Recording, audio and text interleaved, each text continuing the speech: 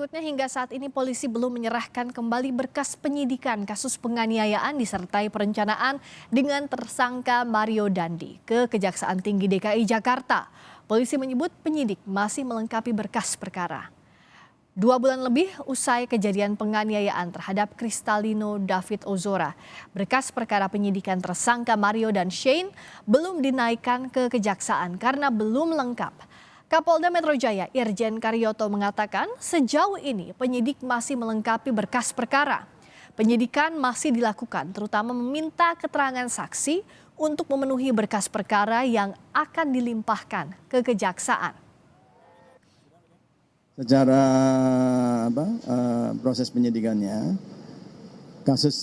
perkara Mario Dandi ini masih dalam tahap penyidikan, ya, belum P21. Karena masih ada beberapa hal yang mesti dilengkapi oleh penyidik, ya, mungkin saksi atau apa yang masih kurang.